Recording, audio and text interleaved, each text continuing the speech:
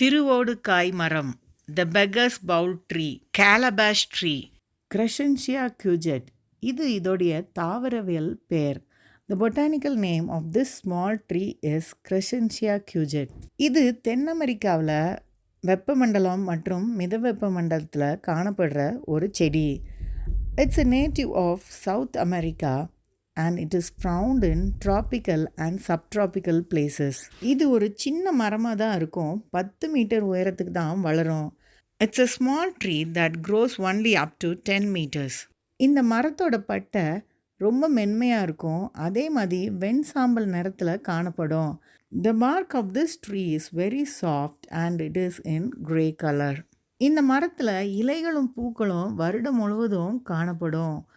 The tree is filled with flowers and leaves throughout the year. இந்த பூக்கள் எல்லாம் நீங்கள் பார்த்தீங்கன்னா புனல் வடிவில் காணப்படும், அதிலிருந்து சின்ன காய் தோன்றும். The flowers are in funnel shape. இந்த காய்கள் பூசணிக்காய் மாதிரி இருக்கும். The fruits are like a big pumpkin.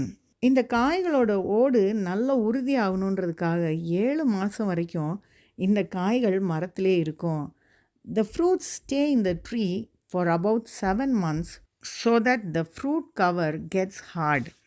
இந்த பழங்கள் சேமிப்பு கலன்கள், அழகு பெட்டிகள், இசைக்கருவிகள் போன்ற பொருட்கள் செய்ய பயன்படுது.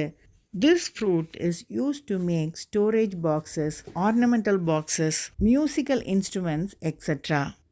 இந்த பழத்துக்கு மருத்துவ குணங்களும் இருக்குது. இந்த பழ சதையை மூச்சிறைப்பு உள்ளிட்ட சுவாச கோளாறுக்கு மருந்தாக பயன்படுத்துகிறாங்க. மலச்சிக்கலை தீர்க்கவும் குடல் புழுவை அழிக்கவும் இது பயன்படுது.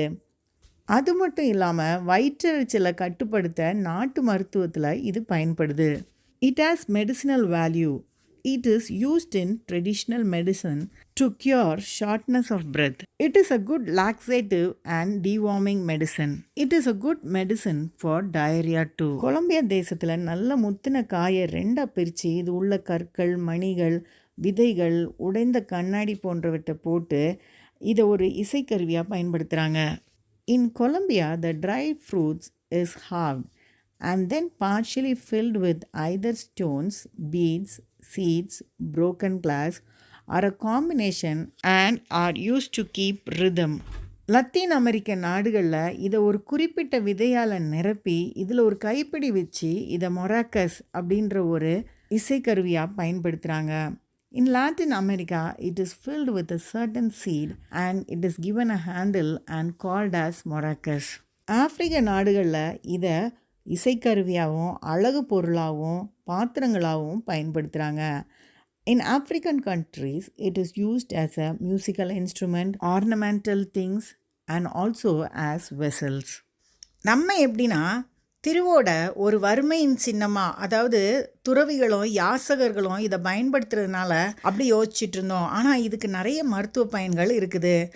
We think that it is a mark of poverty because many beggars and hermits use this as their utensil. But we have to understand that it has many medicinal values.